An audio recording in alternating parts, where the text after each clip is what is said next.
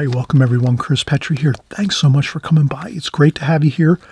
Welcome everyone. And if it's your first time here, I'm really thankful that you're stopping by and working with us here on our Watercolor Extreme Beginners series videos. This is for actually people, artists. We're fellow artists here. If you're just beginning, this is the perfect video. You're at the right place at the right time. Extreme Beginners videos are really when you're just starting out. You need some really good tutorials that can kind of walk you through the process and the methods and the techniques of watercolor, give you the fundamentals. You don't need to learn all about the details all up front, all the fine details of watercolor in the beginning. You just need the fundamentals, and that's what we're going to cover here, the fundamentals. And we're also going to cover a few extra things too you can put to use for your watercolors. And let's get started. So again, we're just going to go over how to use plastic film, which is called Duralar. I'll cover everything.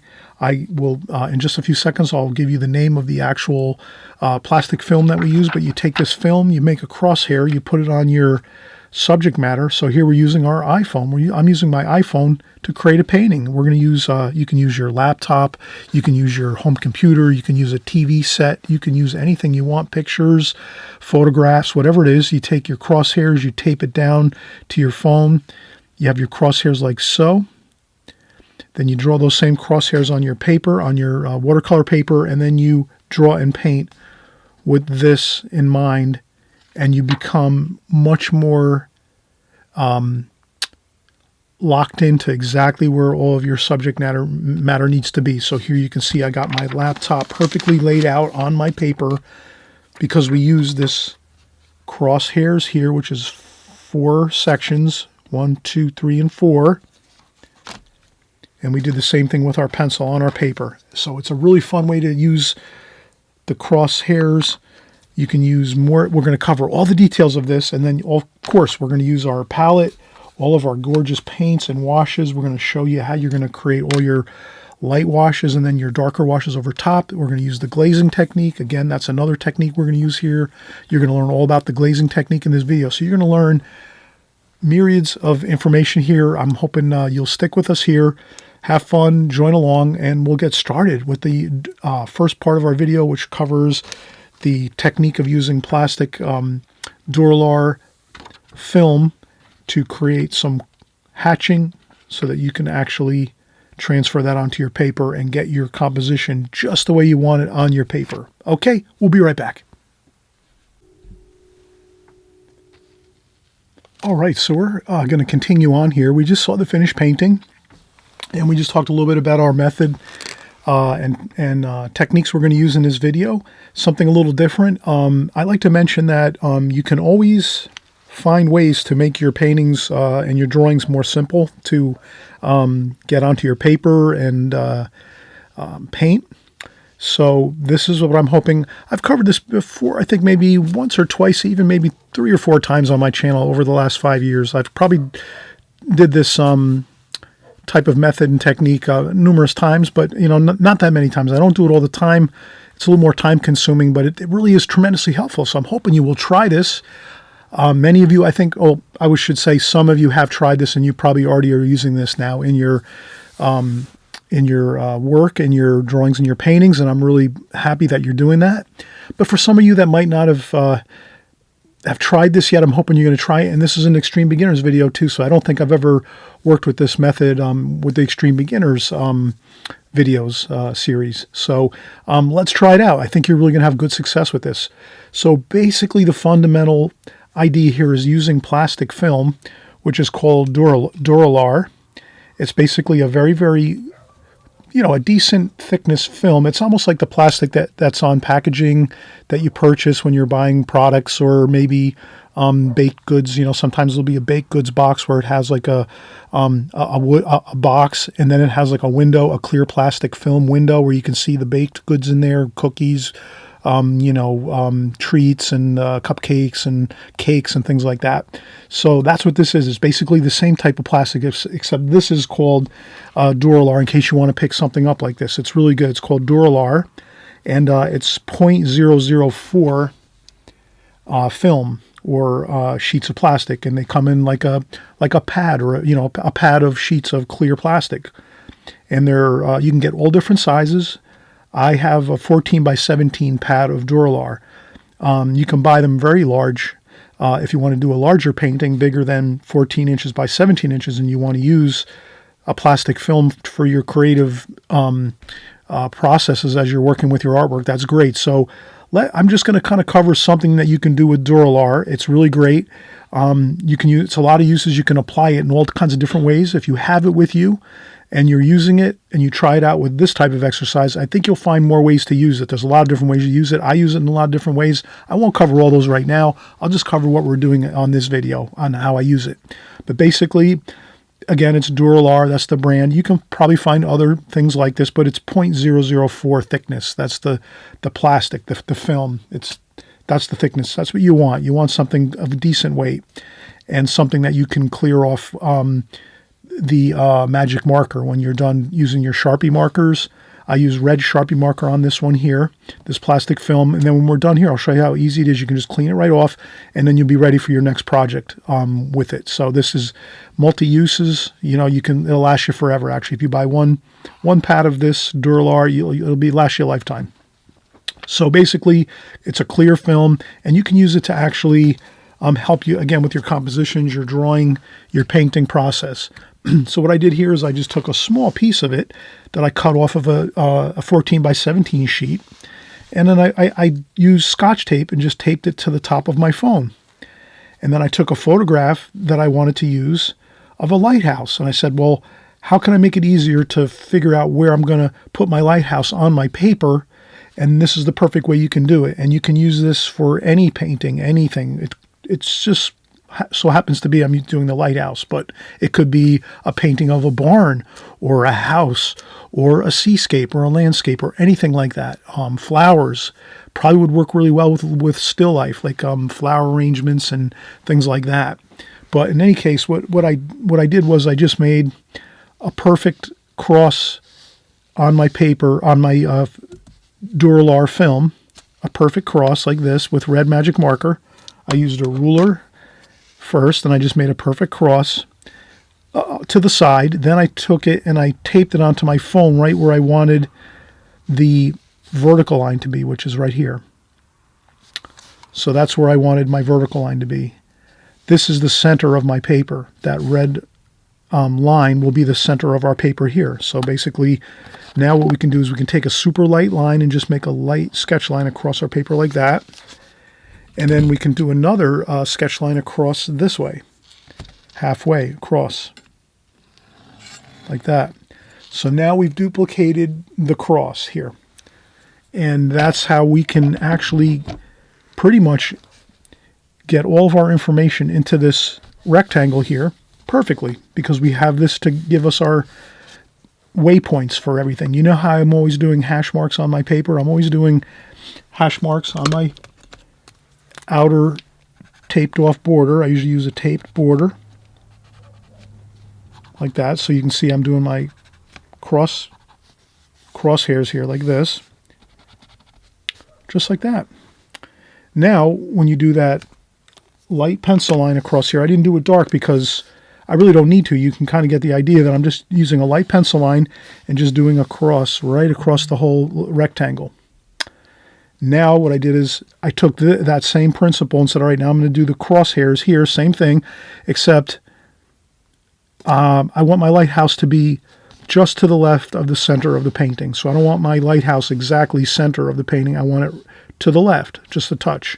And that's how you achieve that. You make an exact perfect center line here like this.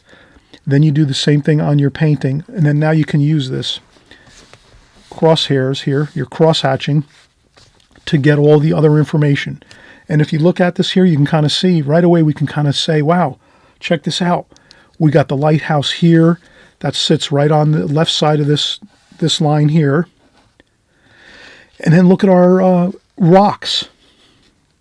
We have a island. This lighthouse is basically on an island. And those rocks that the lighthouse is sitting on top of, the island basically, it's sitting right in the bottom of that island, is right in the center of this, let's say, square. So now you're seeing things in kind of blocks. And always remember, you can add more lines to your plastic film. If you have a very complicated painting, let's say a city scene where you have all kinds of buildings and cars or whatever you want to draw, if you're doing like a really kind of more complex composition like a city scene, or maybe even like a farm scene with all different kinds of things like barns and cows and horses and all these other things, you could add more squares or more cubes onto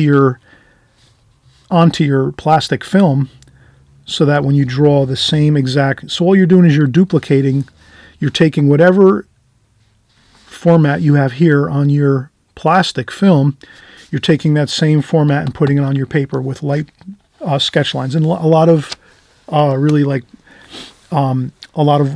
very serious oil painters, like famous professional oil painters and acrylic painters, as well as watercolor artists, probably use this quite a bit. They might not talk about it a lot, but this is a very, very, this would be something that you might not see a lot on videos or in books and things like that. But a lot of people use this format of just creating cubes or blocks. And if you need to, you can make more. You can make your blocks more. You could put like 6 or 8 blocks. Here we have 4. You could make 8 if you wanted to, or even 16 or blocks if you needed to, if it was a more complex scene and you really wanted to get it. But you can kind of see how just by doing these 4 cubes or these 4 squares, we already can locate our drawing. So I'm going to do my drawing. I'm not going to take forever to do this. Let's just do the basic idea is showing you the cubes and how you can actually use these squares to get a more precise drawing when you're doing your drawings. Because I know a lot of times I still struggle sometimes when I'm drawing, and when I first started watercolor, I definitely struggled a lot with drawing skills and laying out things and getting things accurate. So I think, again, this will go a long way for you. So let's start. Again, we said, all right, the lighthouse is going to be on this side of this plumb line here, which is this line here. And then we said that the island, this rock, all these rocks in this island formation here, that's centered on these bottom 2 squares or cubes, let's call them. So let's try it out. Now let's get our lighthouse going. And then we could say, all right, our rocks are about halfway like this. I apologize for the barking dog. It sounds like something is perturbing the dog next door, my neighbor's dog. It might be like another animal that's out, like a cat or another dog. And they're just along the fence there. Everything's fenced in over here by my house, by the neighbors. So it must be taunting the dog next door. He's usually very mellow and doesn't bark at all. Once in a while he barks. Now he's barking incessantly, which I think something is perturbing him. But I know you have pets, many of you, and you probably deal with this all the time. So in any case, here we're doing our rock island. We're going to try to focus and forget about the barking. And then the island comes across here like so, like that. Pretty good. And then we have the reflection of the lighthouse here. And then over here, we can see that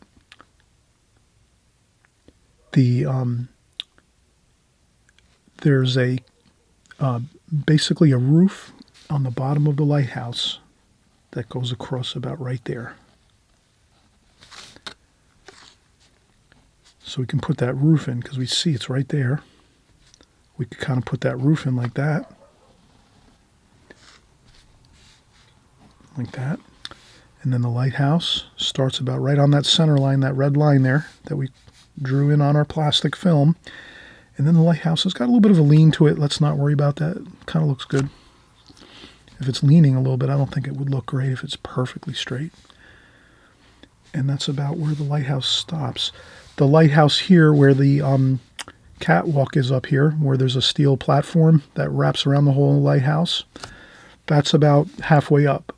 So right away, we're starting to see that you can use your, again, your squares and your lines to help you. So you would say, okay, wow, halfway up this cube here, so the top left cube right here, like this top left cube, halfway up that cube is where that catwalk right there, that steel platform that goes around the top of the lighthouse, that's where that starts, about halfway up. So here's about halfway point, and then you can just go across and get the catwalk in there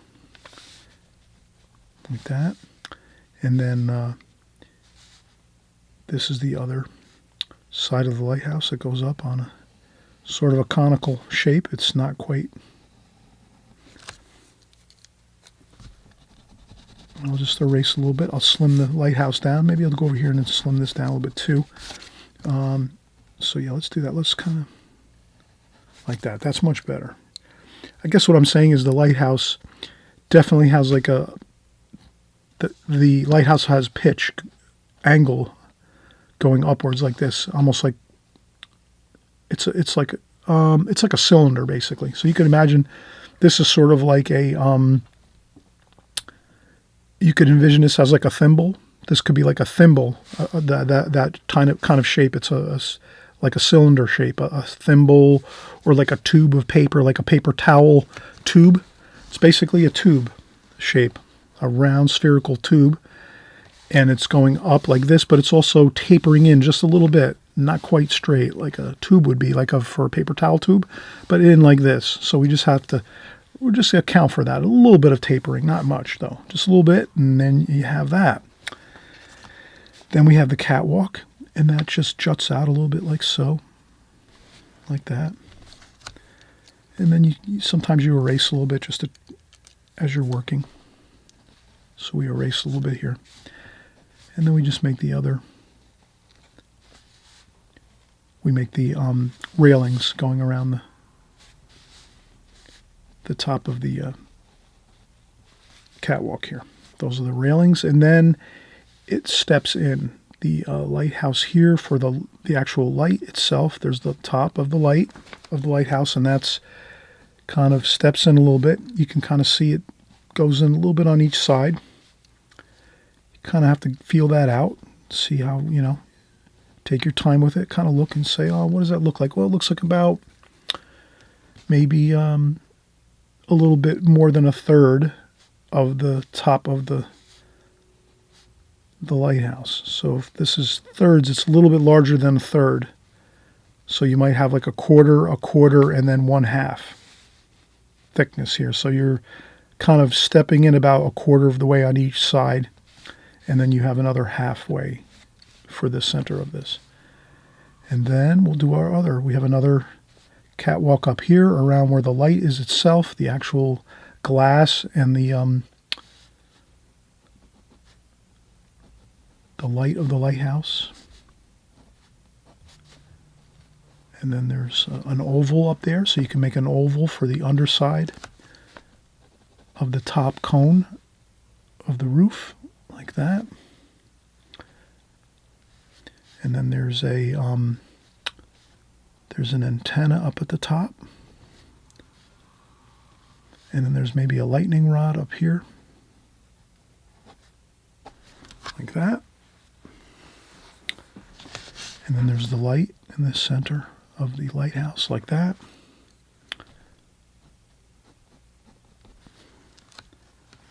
And I think we're pretty good. And then we're just going to have this railing up here with a center member there.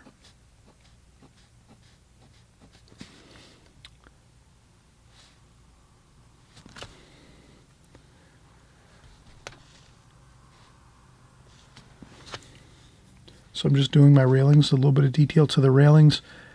These are the supports for the underside of that walkway on the top of the lighthouse, like so. And then there's the same thing up here. There's smaller supports for the underside of that walkway up top. And we notice that there's a little bit of an arch, or a little bit of a radius to these lines up here at the top of the lighthouse, where these catwalks are, the platforms. So they're all kind of like arcing, kind of like this. I think I have some napkins here, but things are kind of like arcing like this at the top of the lighthouse.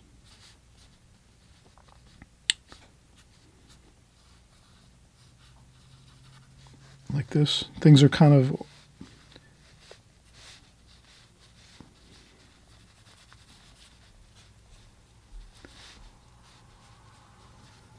the walkways and then the railings. The railings kind of arch like this. Just to kind of, you want to have a little bit of arch to it, a little bit of a radius to it. Like we wouldn't want to make it like straight like that, the railings. You could do it that way though too, that's all right. Might look good actually, you know. Experiment, that's what I say. Try experimenting, don't worry about it.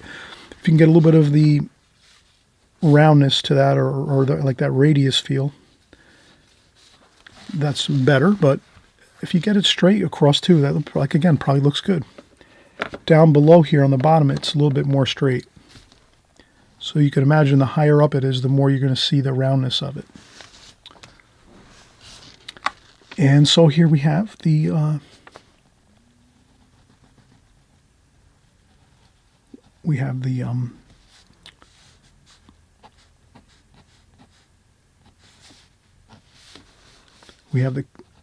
roof that goes around the lighthouse and the railings.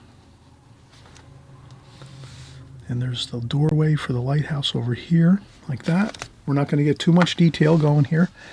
We just might make a quick little few. There might be a hoist over here for boats. So we'll just make a hoist over here like that.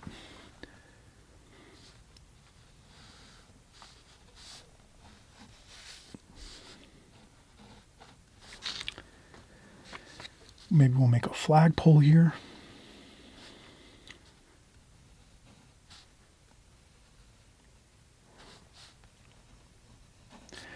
And you can kind of see I'm using my lines. There's the red line. I did my flagpole up here and then the flag over here. Just like that. The hoist for the boats over here. Same thing there.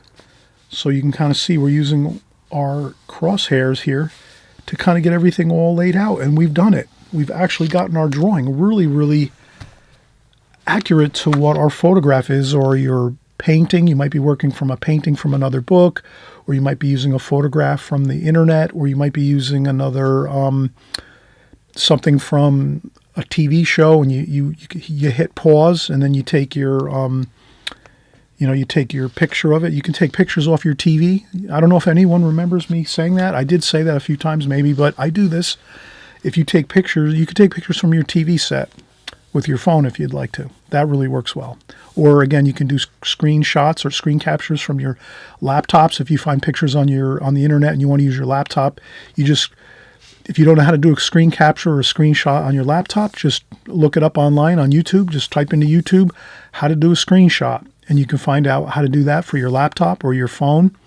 And you can save your picture. And then once you save your picture, again, you're just taking your plastic acetate or your plastic Duralar film, putting it over the top, taping it down with some Scotch tape on your picture or your phone or your computer screen, whatever you have that you're working from, and then you just draw your hash marks.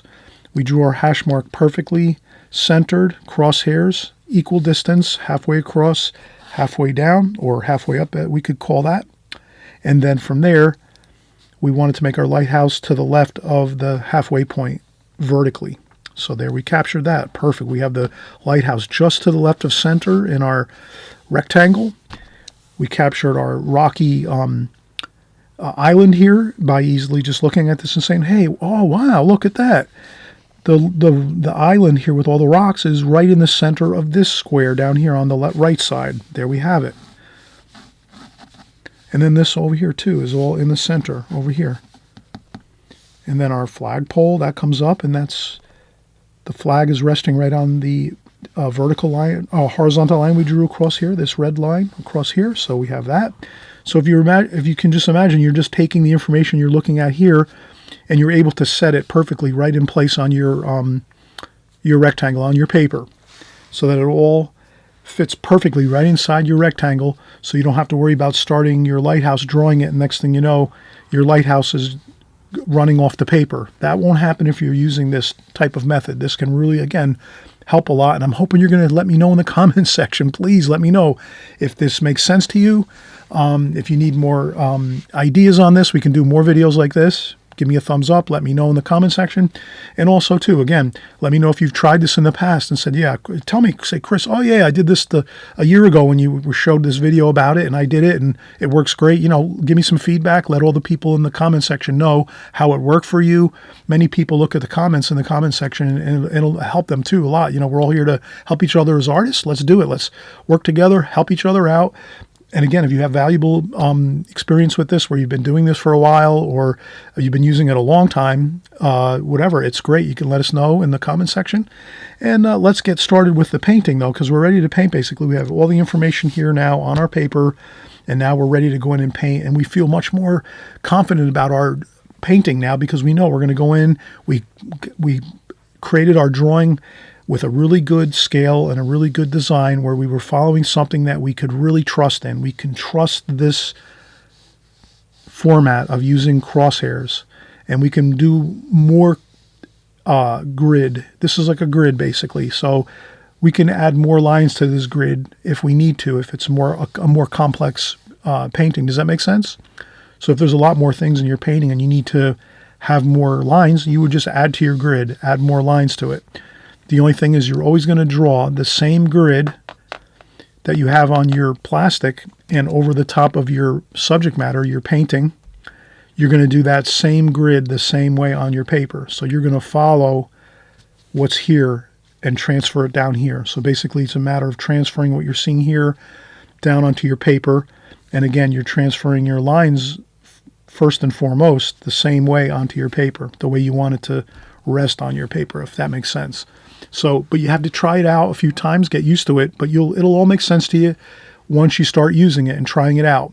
But the simplest way is to try it out with the crosshairs, just the two lines, vertical line, horizontal line, right down the center. Then from there, you try that first, then you can adjust the lines. You can make the lines anywhere you want, actually. But the main thing is you're following what's up here and then transferring it down here, and you're using these lines to locate all the information down here. So you're saying, where is that lighthouse? Oh, I see. This lighthouse is actually right to the left of this first line that we put down here like this. And then we say, bam, there it is. And then, oh, I see. This island here that the lighthouse is sitting on. Oh, I get it. That island is right in the center of these two bottom squares. And then we put the island right on these two bottom squares in the center of those squares this way. And that's how it works. Okay, well, let's start painting in just a second.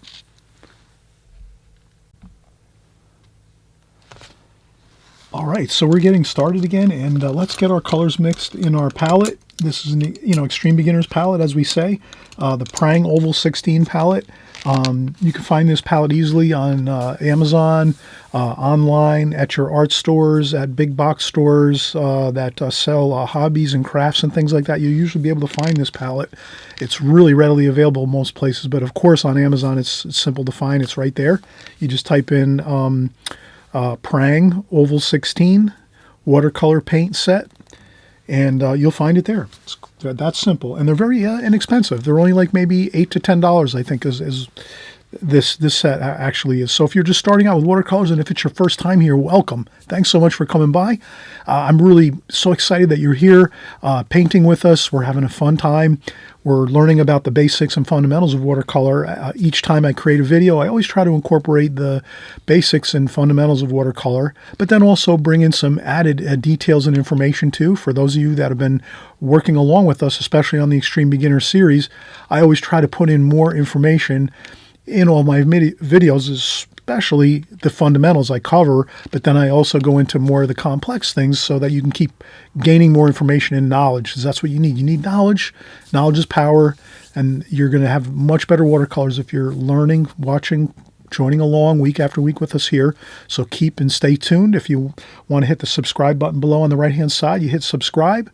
and you just click on the notifications bell, the top bell, which is all notifications. This way, whenever we create a new video, you'll know about it, and you'll be able to just jump along, watch it. If you're too busy and you can't actually pick up the brushes and the paints and everything, you just watch the video for some time, 15, 20 minutes, whatever you can do. I know everyone's busy here. A lot of people are very busy. You can't always fit in practice time every minute. So, but just I understand that.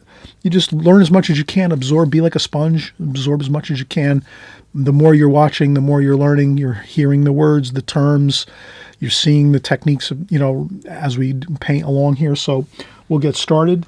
Again, the first thing we'll do is we'll just, to make our life easy, we're going to just kind of try to get our colors mixed in our palette first ahead of time so that we're not scratching our heads saying to ourselves, oh, what color do I kind of find next on my palette? Well, let's kind of navigate around that idea and just say, let's get all the colors we need right away, right in the beginning, onto our palette. And then when we go in and start painting, we have our colors all worked out and it's all there. And then you don't have to worry too much. Yes, sometimes you'll have to go in and maybe add a few of the colors you've already put into your palette, but you'll be able to see which ones you kind of need a little more of, and it'll be easy to find. And trust me, this really works great. If you just kind of, we do our colors first in our palette, get them on there, on the palette, in your pans, on the pan section of your palette, and then we'll have a lot more easier of a time doing this. So the first thing I'm going to do is, all right, let's do this the glazing technique style. We talk about this all the time on my channel.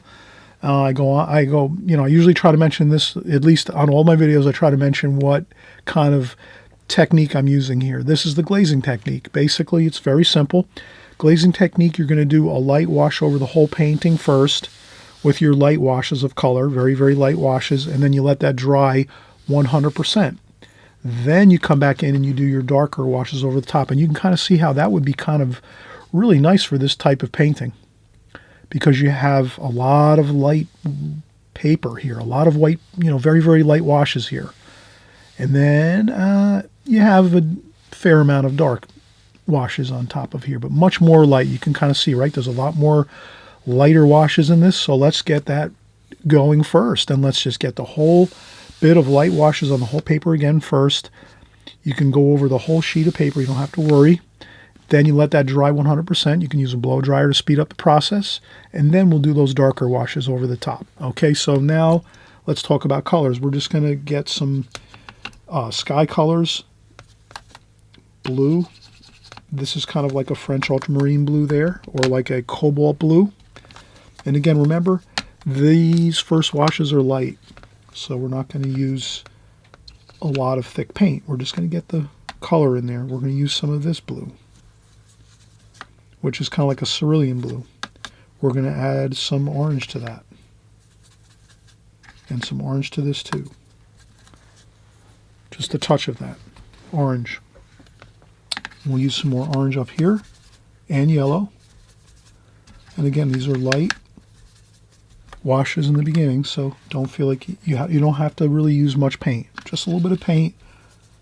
Get the little bit of paint that you need in the palette. That's kind of like a yellow ochre, raw sienna kind of color if you're used to some of those colors. I know sometimes many of you are painting with regular tube paints, and so I'm just going to mention that color too so you can kind of know that's a raw sienna right there.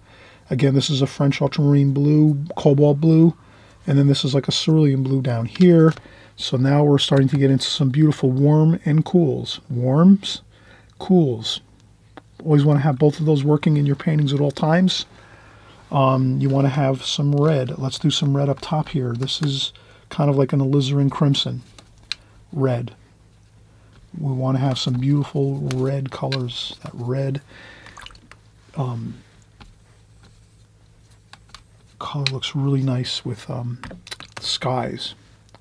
And also, let's go with, I think I'm going to mix in a little bit of green over here in my blue area. I'm going to mix a little bit of green and just kind of keep it separate over there on this side over here, if you can see, like that. And then I also need some orange and red over here. And some green too as well. Orange, red, and green, brown. So I'm going to make like a brownish red, orange, and that'll be for the some of the foundation of the lighthouse and some of the rocks and things. So we're going to have, again, some really nice washes here. Now, we said these are going to be lighter washes, so we didn't use a lot of thick paint. We didn't really get a lot of thick paint here. We just used a little bit of that paint mixed with water, so we have more of a lighter looking mix here. Now, what I'll do is I'll get my paints all prepped in my palette like we did here. Now we're all set. Now we're going to empty out the water because we just mixed all those colors. We will empty out the water and get fresh, clean water. If you kind of have a couple splashes or something that are on your paper, don't ever worry about that. When you always finish your painting all the way to the end. No matter what kind of splashes or smudges you get on your paper, whatever that is, don't worry about it. Right now we can kind of fix this a little bit. Add a little bit of water to these bits of paint we smudged on there. Add some water to it. And then just, that's all you had. That's it. Good enough. Now let's get that fresh, clean water and wet the paper. Dampen the paper. Let's dampen the whole paper up like this. Fresh, clean water on top of the whole paper.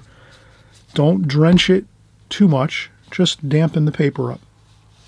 Fresh, clean water, the whole rectangle that we have here. Get it all on top there. Wet the whole paper, just like that. Make sure it's good and covered with fresh, clean water, and that's it. Let it sit there for a second or two. Now, the fun begins. We're going to have fun doing this. Let's start getting our warm and cool blues, greens. And here's where you don't want to spend too much time. You just want to get these light washes like we made here and just get them on the paper and let them mix and mingle, kind of X them across like this. Then you go in and you say, all right, I have a bunch of cool colors here. I have a bunch of blues and sort of green looking colors on there, right? And some purple. Ooh, look how good that looks. Mix all those colors together. Wow, look how good that looks. Okay, and then you go in and say, all right, let's get some warm in there. Get some of that raw sienna.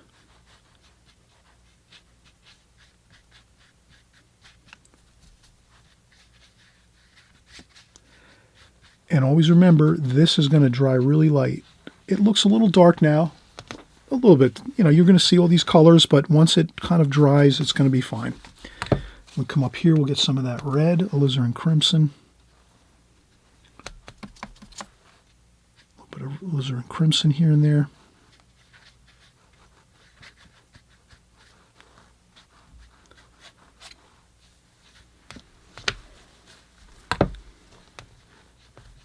Add some more water, fresh, clean water if you want, in a few places, if you want to dilute it down a little bit if you want. But I think, but you can't, the thing is now, I just want to mention this, we can't keep working and working and working. We have to kind of, at some point, I'll put a little bit of green in there too, a little bit of green down here. At some point, we just have to say, okay, that's good. We mixed enough, it's fine. And that's good. So you saw how much we worked these colors and these washes on, not long. At most, what, 2-3 minutes? And that is it. 2-3 minutes you work blending on the colors that we mixed all here in the palette. And then that is enough. We can't keep mixing because then it starts to dry, the paper, and then we'll make awkward looking smudges and things on the paper. So now it has to dry 100%. So that's the key right here with the glazing technique. Get that first wash on like we just did now. Get it on quick. Get your colors beautiful. All those beautiful colors. Mix them all around on the whole paper. But it's a real light wash. You can kind of see, right? That's really light. That's there's like hardly any, there's no darks on here at all. It's all that really, really super light wash. You get it on. You let it be. You also use a blow dryer if you want to dry it off and keep working. to get your darker washes on next. So that's what I'm going to do. I'm going to just hit the stop button on my camera. You'll even hardly notice, and we'll be back to work again in just a second. But I will take my blow dryer as I'm here in my studio, and I will, again, blow dry this all off till it's 100% dry.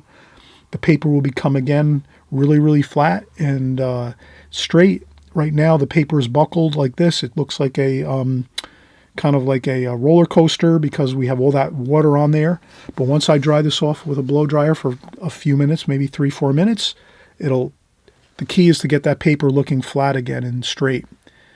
And then you go in and you do your darker washes on top of that. So that's what we're going to do next. We're just going to wait until this dries, or if you want, you can use the blow dryer, do it a little quicker, and we'll get back to work again.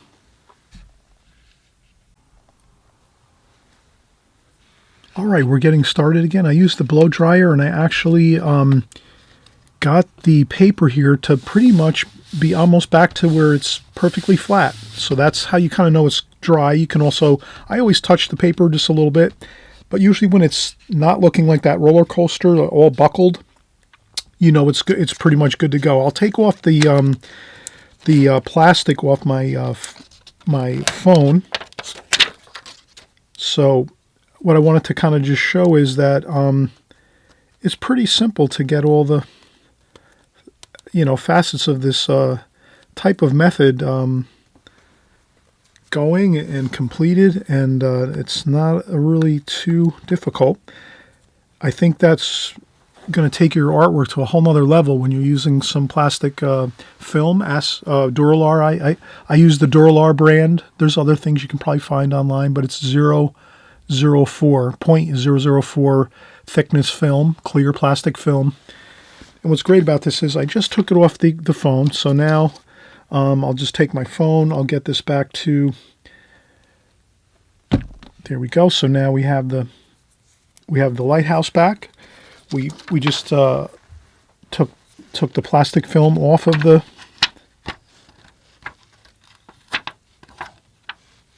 phone. So now we have our plastic film. And then what we can do is, let me do this. I don't want to have an issue with a problem. Let me see if I can find something here. Okay, let me look around a second. I apologize. Temporary. Let me do this. Let's see here what we have.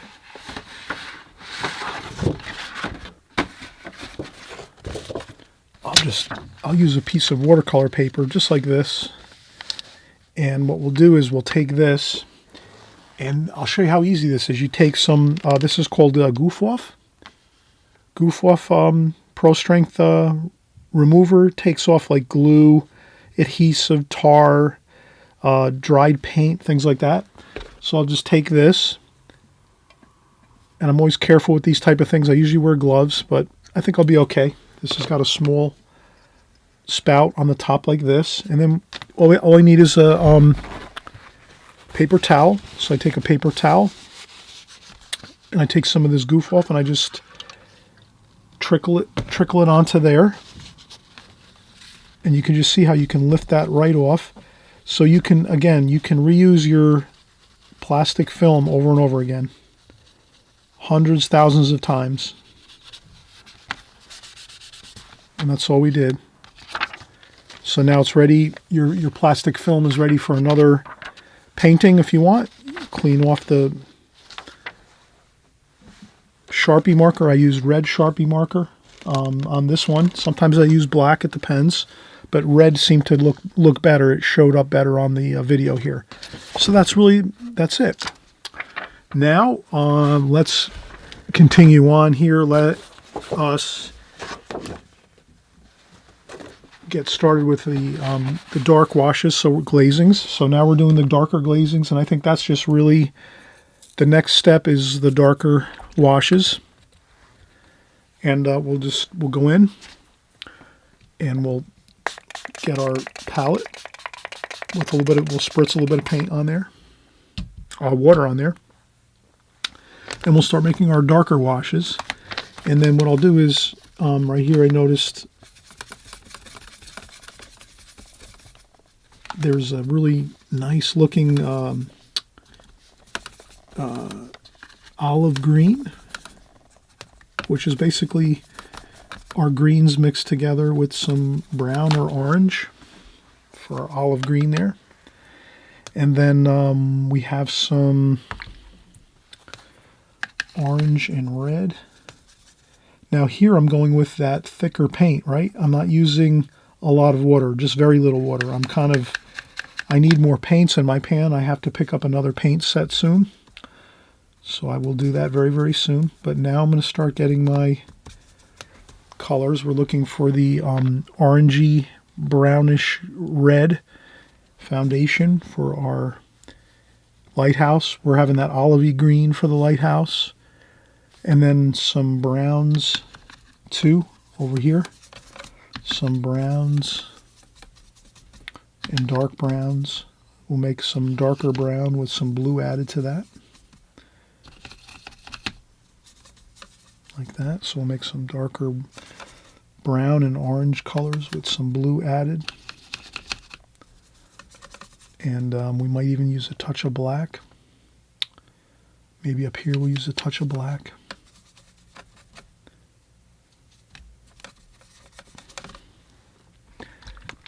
Okay, and then what else do we need?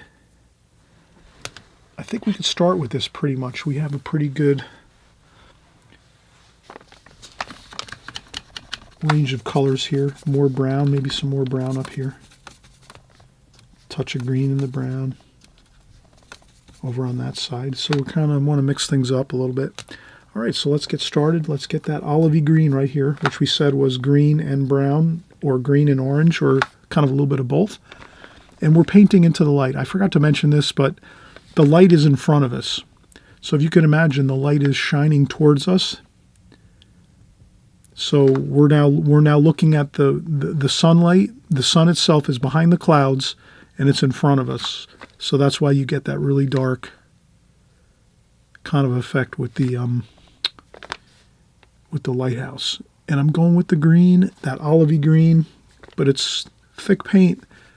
Can you see how that's kind of dark? I'm not using much water. It's mostly paint with a little bit of water. And that's how we get our darker washes now as we go. And I'm just going to work my brush carefully. You know, you could take your brush and maybe just do simple strokes like this, just vertical strokes like this. If you're not used to maybe doing different kinds of fancy brush strokes or what have you, you can just do some just like this.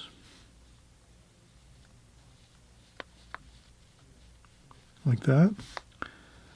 Right across there.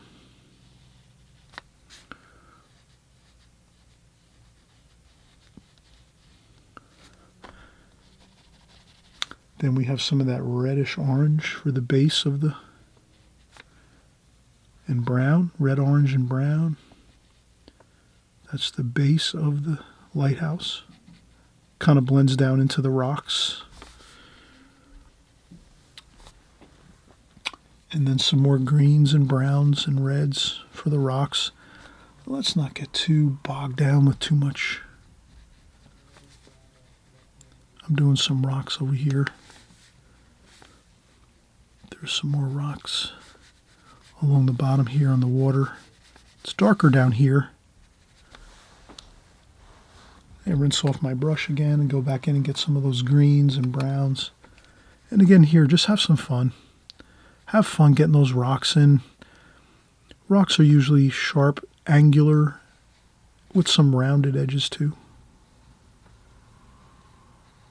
So you can make some round shapes like that, some round shapes, circular, kind of like radius shapes, and then some sharp rock shapes like that, but mostly dark over here.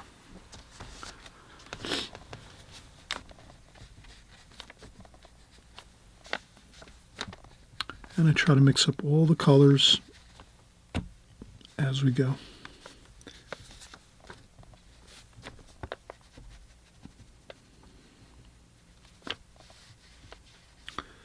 some black. I always like to use that black along here. That looks pretty good along the water edge.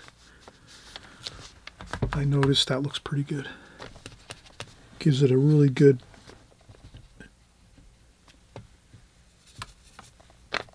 kind of like good strong line along the bottom. Okay, and there's some more rocks over here. All right, so you can kind of see how we have our island now. We did that island pretty well, pretty efficiently. Now we take some of that wash and let's just do this. That's simple. That's the reflection of the lighthouse. Maybe get a little bit of a darker, a little bit of a darker spot or two of color within that. But that's all you need, and that's it. That tells the whole story. And then a little bit of bluish green, too, like this. Get some bluish and green colors just to get some blue and green, and just do like the water is, right? The water's kind of choppy. So that's kind of how you want to make those brush strokes, just kind of choppy like this. Just back and forth like X strokes, basically. Just choppy like the water is, choppy like that. Maybe splash a little bit of water on there too. Splash a little bit of fresh, clean water on there. Oh, the water might be a little bit murky there. No big deal. I'll change out my water now. It's about time. It's good time now. Change the water out. Add some more fresh, clean water. And then we're going to continue on.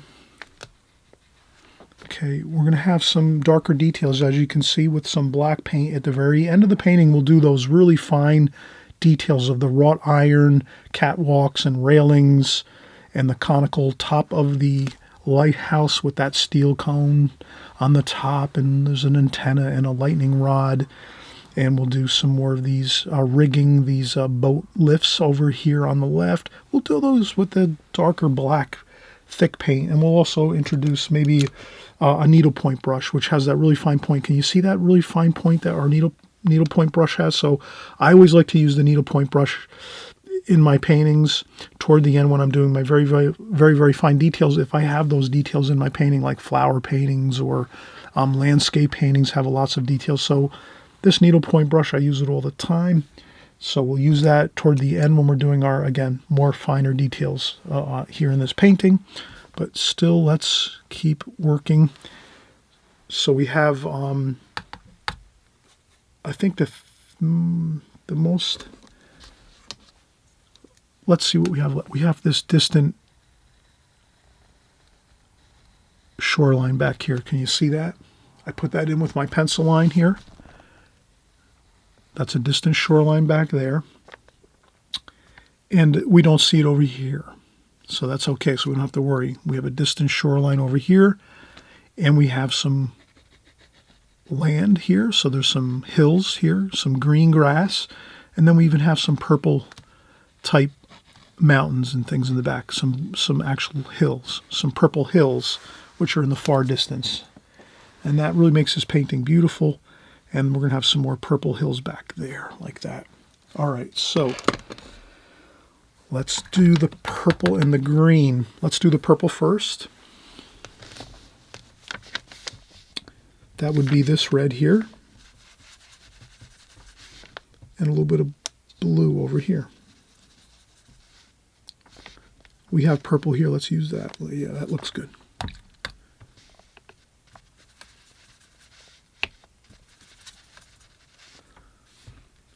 Okay, let's get that in.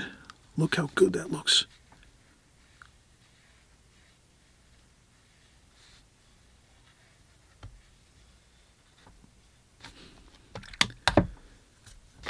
So you add a little bit of that purple hills in the background. That looks so good. Gives you that feeling of distance. You can add a little bit of purple in the water too. Why not? Harmonize the whole painting with some purple everywhere. You can even add some up into the sky. I'd be really careful about adding washes to the sky because our sky came out so good. But let's add a little bit of purple in the sky, and then we go in and just blot it up with the tissue a little bit. I'd even add a little bit of water to my tissue and just sort of blend that purple in like that. I would say leave the sky. Sometimes I experiment. Right now I'm experimenting, and it's great to experiment. So you do as much experimenting as you like. But when you start to do experimentation, remember, it can lead to problems. So I added that purple to the sky. I should have probably just left the sky as it was, because it was a really beautiful wash. And now I've kind of made some unpleasant looking smudges and marks on my sky that I would have rather not had, but I did want to venture out and try something new. So always remember, when you try something new, things can go wrong, but that's okay, because then you learn things and you say, oh, next time I know, I'm going to be a little more careful with adding things to my sky once my sky wash is completed, because we got that sky wash completed on that first light wash. Does that make sense? But now you saw me, I kind of said, well, let's add some purple since we're adding purple to these distant hills over here. Let me add some purple to the sky. But in actuality, I already had some in the wash a little bit in the sky. So we could have left it as it was. So always remember, there's nothing wrong with trying some experimental things, and don't worry, you're always working. All your paintings are basically our practice. You're just, every time you're doing a painting, you're just practicing, and that's your practice. Your painting is your practice, and you just keep doing that over and over, practicing, trying another one, starting another one, put the next one aside, start another one. You keep doing that, and that's just all the processes, and you just keep doing that week after week, month after month, and year after year. And by 1, 2, 3 years of doing that, you'll find that, wow, my paintings that I'm practicing on right now look way better than the first ones I started with like 2, 3 years ago. And then you realize that all it is just getting in there and just having fun and practicing and just getting in there and painting and having a good time and trying new things. Sometimes you try something new, it doesn't work, no big deal. You just finish your painting out, finish it all the way to the end, and then set it aside. And if it didn't come out good, no big deal. You're just starting another one the next day, or, a week later, whatever. So that's what we're doing here. Practicing what I preach. And then I'm going to add some green here, over here on this side, like that. And that's sort of like the green distant hill over here. It kind of looks nice. It's got some of that green and brown in there. I'll add a little bit of brown mix in that green, just to give it a little, kind of a more mellow look to the green. Give it a little bit of trees and things on there by just kind of making some, up, kind of like those little lines there on the top.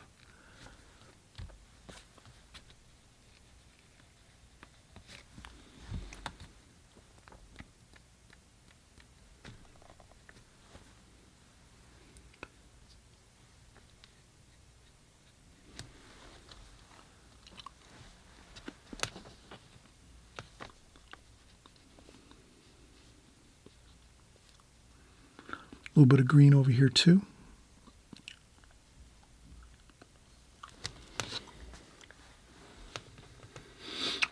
All right.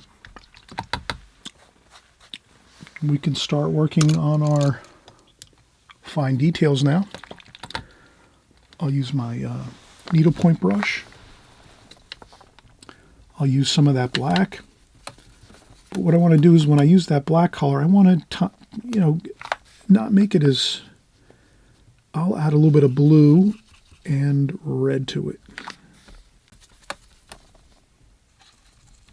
Maybe a little bit of orange, blue and red, just to kind of give it some more interesting look. As far as the dark color is dark, it's almost black, but it's not quite fully black because I added those few extra colors, a little bit of orange, a little bit of blue. And this way it's not looking so like, just jet black. We have a little bit of color to it, and there we go. I'm just going to start doing the details here. We have the catwalk over here.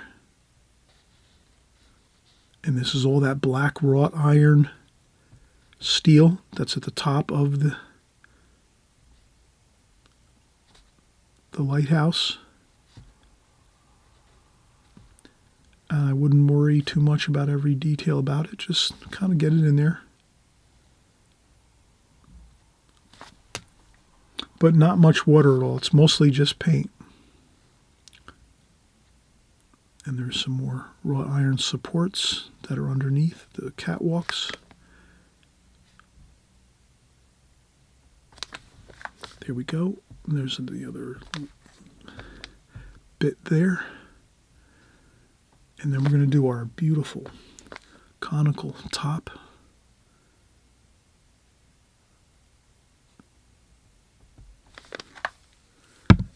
We'll create our lightning rod over here.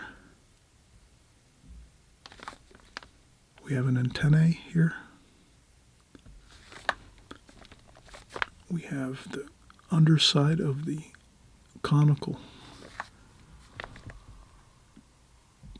rooftop of the lighthouse. We have the light itself in there, like that.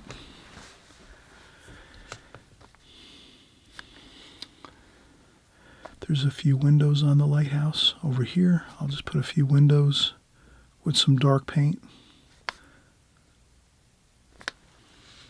We can add a little bit of light paint to these windows if we want. We'll try that. Again, the same thing. Let's get the roof on here. So essentially right now what we're doing is just adding in all those really beautiful dark black wrought iron steel members that are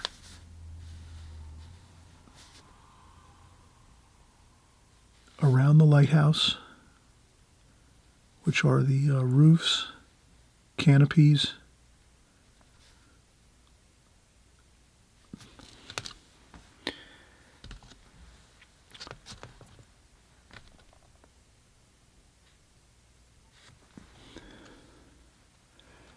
there's a little more.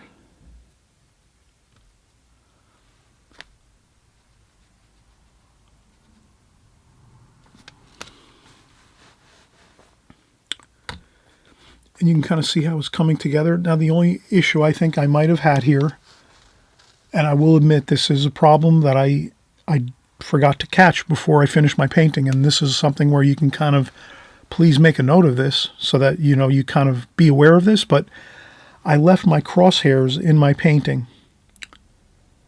Those original red crosshairs that we put here on the actual photograph.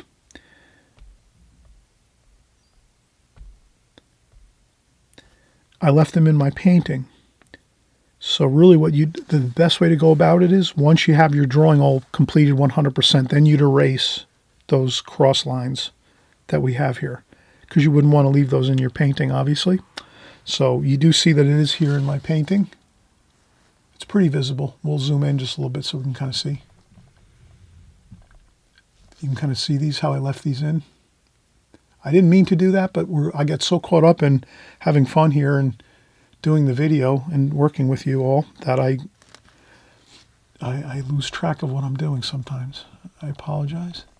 So that's kind of what I'm saying is before you start your painting, then you erase that first original crosshair lines that you created. That's all. That'll be a really big help. So, all right, that's just that one tidbit of information that's going to be really good. All right, this here, let's just do our final remaining. This is our hoist for boats and rigging and things. We're going to do our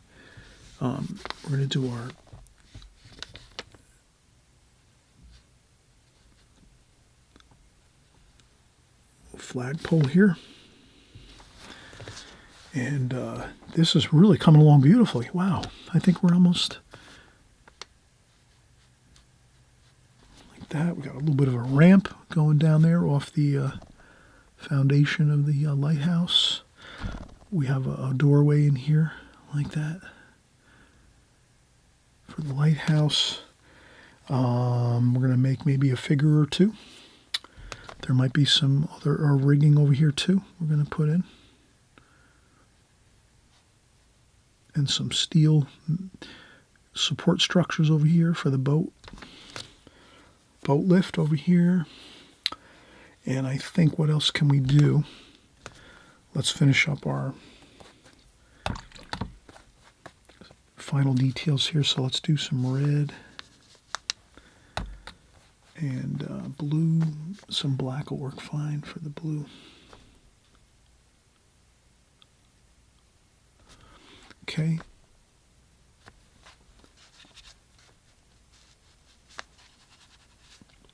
Then we're just going to do our beautiful American flag here. Like that.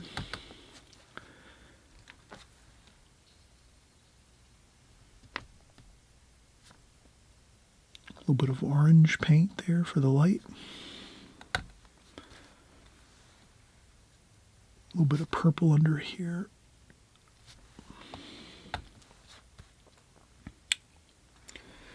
And then maybe we'll get some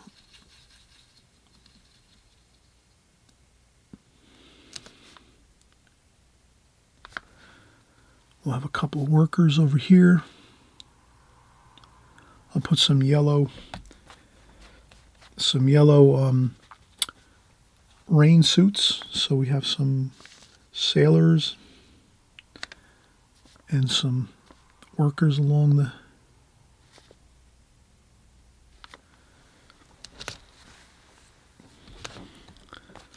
lighthouse. They're working.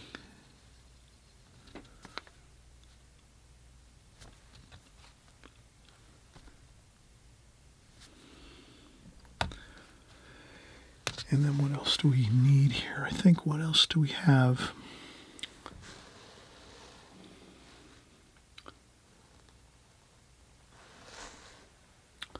Well, that looks pretty good. I think we actually have completed everything. Maybe we should try anyway to add a few lights. I would use titanium white in a tube. So titanium white in a tube, a little bit of orange or yellow ochre. Any kind of yellow or orange is fine. Just to make the color at the top of the paint of the tube a little bit warmer. You want to have a warmer, light looking color. So the light is usually warm. And then we'll just add a little bit of that to the, like that. Just a few spots there to the lighthouse. And then to kind of mellow it out a little bit, we take a tissue and just blot it.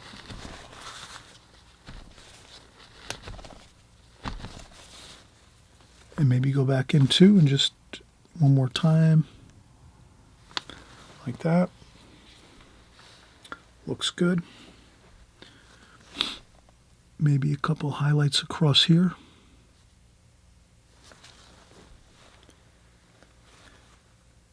Can't hurt to add a few little highlights there on the top of the steel structures. There's a little bit on top there. Maybe on top of the lighthouse, we have a little bit of light there.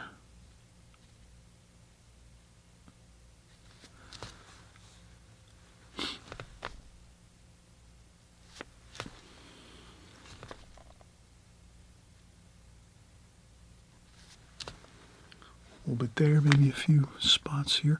The thing is, when you add a little bit of that titanium white with a little bit of orange or yellow, use it very sparingly, please. Please use it sparingly. Don't feel like you have to add it many places. Just a few spots, not many at all.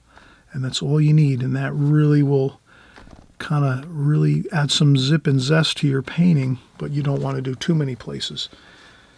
And I'm putting it here in the front of the lighthouse. Probably it should go on the areas where there's the light over here. And then over here it shouldn't be so much.